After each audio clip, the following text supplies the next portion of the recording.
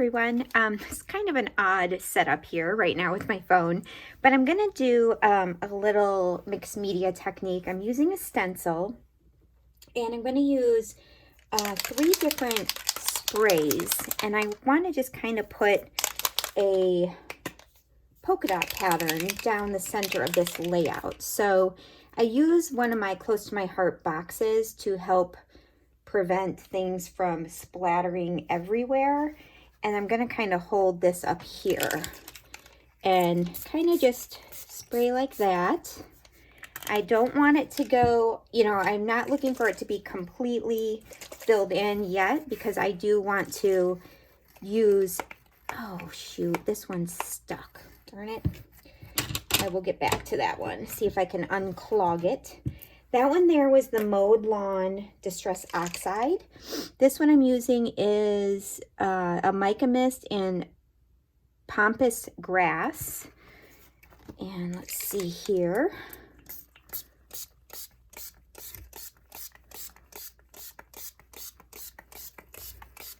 Okay, I'm going to have to get a little closer, I can see, because I do want it to fill in. I just don't want it to be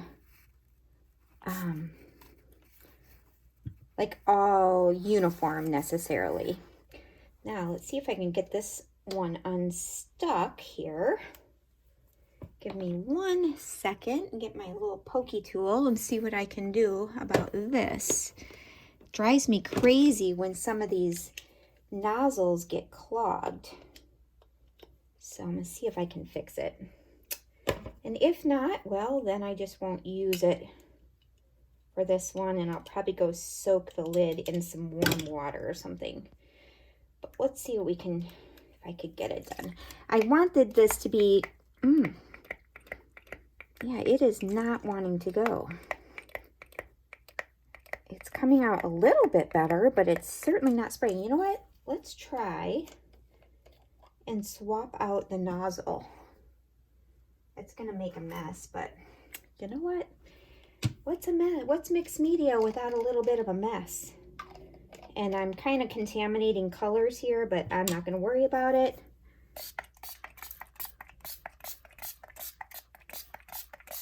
Okay, so let's see what we've got here.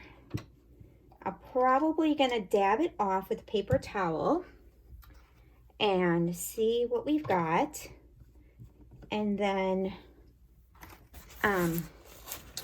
go from there. So you never really know what you're going to be dealing with. Oh, and see, I was trying to avoid getting this all over the rest of my paper, which obviously I did not do. Let me grab more paper towels.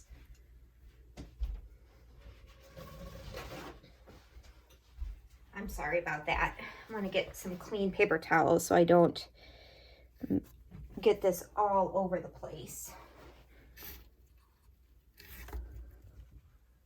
Okay, let's go here. There we go. And we're just going to get some of that off of the stencil and take this off. Take this out of the box. Box out of the way and see what we come up with. See, this is my frustration, is I got some over here on this part of the page, which is not exactly what I wanted. And it's not, let's see. Okay, so that is great. I'm really happy with that.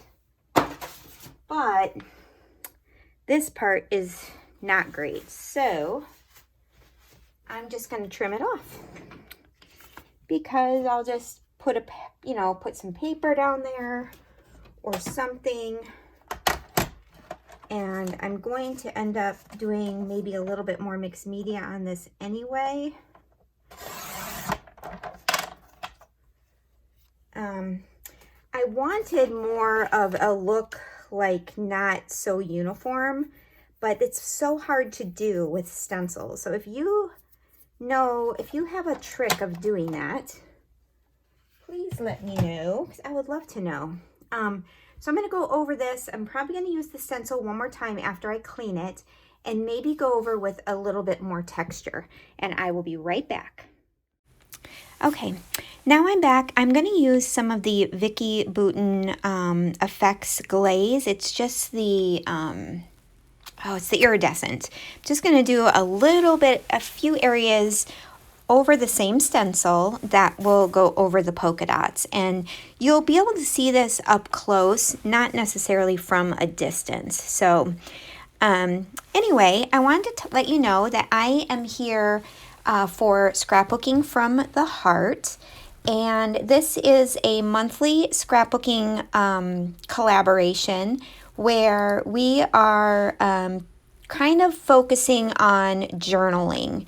And this month it is, oh my goodness, what is our theme? I just had it. Oh, appreciation. And I'll tell you the story about what my layout is about as I go through.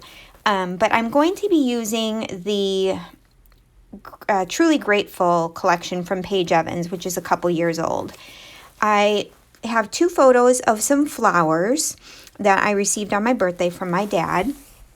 And I pulled out some papers from the Truly Grateful collection that I thought would go really well with the colors of the flowers. And actually, they go really, really well. Now, while my mixed media is drying, all I did there was I didn't measure. I just cut up some of the pattern papers into different size rectangles, squares, strips, whatever, because I didn't want to have to put too much thought into it. And whatever shape I cut them in, that was how I was going to use them to back these photos. So the first thing I did is I glued the pictures together.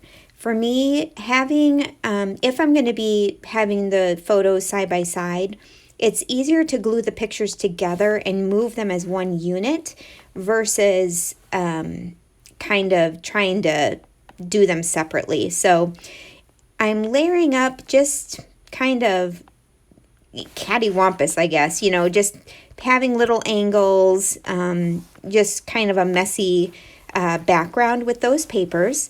And then I'm going to bring back in my mixed media sheet that I worked on, and you'll see how this kind of evolves, because originally I thought I was going to have the mixed media going up the left side of the layout and then having my photos. Yeah, you'll see I end up flipping my design. But anyway, so definitely check out all of the links below with all of the ladies that are participating. It's really interesting to see how everyone is taking this, the theme every month, and, tying it into their journaling into a photo. I've really enjoyed this series. Last month, unfortunately, my video was corrupted, and so I was not part of the series. I had meant to be. I did the whole layout and everything, but something happened, I don't know, and I just said, well, I'll hop back in next week or next month. So I decided I wanted a little more texture, so I tore that paper. And then I was like, I don't know what I'm doing. I was not happy. I thought that orange would be fun to bring in, but then I didn't like it. I mean, I was going all over the place trying to figure out how to back stuff. Then I decided to layer that leaf paper on the bottom half of the layout, and then that grid paper with the gold foil on the top. Now, I wanted to have a join there where the dots and the mixed media connect with the white cardstock. And the ribbon I used was just too bold. That didn't work.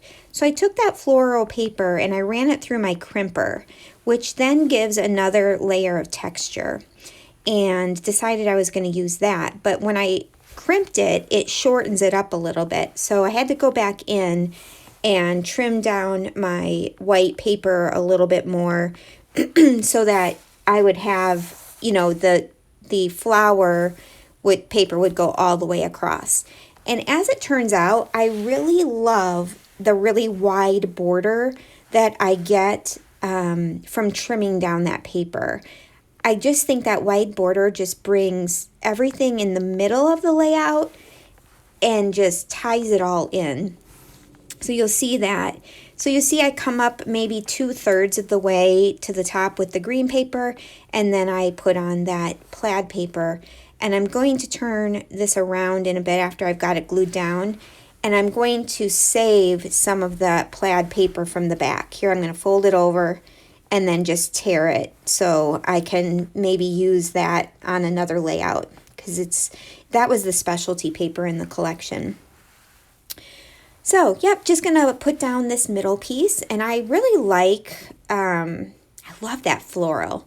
And I like that because it has all of the colors in the collection. So it's going to really tie everything together. And because it matches the flowers, the photo so well, I just love, love, love how it looked. Now it was a tiny bit too long, so I just took my X-Acto knife and just trimmed that off a little bit. So see how the colors just work out so well. I'm going to use something from the puffy stickers, or they're kind of like puffy stickers. And it says, I use the loved word, and I'm just going to kind of break apart some of the words from that other sticker sheet, and I'm putting I am loved. And that's going to be my title, which nestles right perfectly in over that strip. So you're going to see me move things around. This is how I work on a layout. I kind of audition things in certain areas until I decide if I like it. And I love using little frames like that to hold embellishment clusters. But as I'm working on this, it's just too busy, not what I was looking for. Didn't like that flower on the side. So all of that is eventually going to be moved off. So, but I just wanted to keep this process in just so you can see what my thought process is. All right, here's when I started pulling the florals in. And I decided I wanted to do a floral cluster kind of underneath the title and then connecting to the photo. So I picked out the colors that I felt best went with the photo, and I found that the flowers that did not have the white border are what made me kind of the happiest. And so then I start digging out all of those florals that don't have the white border around them, and I will start putting those down. And I'm going to use, some are going to be lifted up with foam adhesive, and then some will be flat. So that stickers from the sticker sheet, and I just really liked that. It kind of brought in some greenery over there and just filled in that space a little bit. So as I continue to kind of just embellish, I will tell you my story of what I am feeling appreciation for. And, you know, sometimes you don't realize things that you appreciate until they're not there anymore, right? So since I was a little girl, my mom and dad were divorced when I was, I think, 5. And from, I don't know how old I was, my first birthday that I remember, I don't know the age, but my dad always sent me flowers on my birthday. And for as long as I can remember. And I loved getting the flowers. But I think all those years of getting them, I didn't quite get the full meaning of them until one year when I didn't get them. And my dad and I went through some hard times, and we didn't speak for, I think, 7 years or so. And I remember the first year I didn't get those flowers is right then when I realized what they meant to me. And I didn't really realize that until I didn't have them anymore. Now, the good thing is I believe that everything happens for a reason, and God does, allow you to struggle and allow you to go through hard times. And you sometimes don't find out why until, years and years down the road.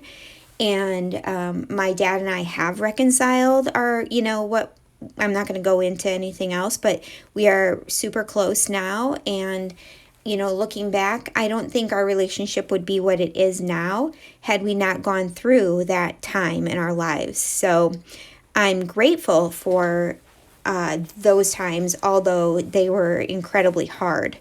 But back to appreciation.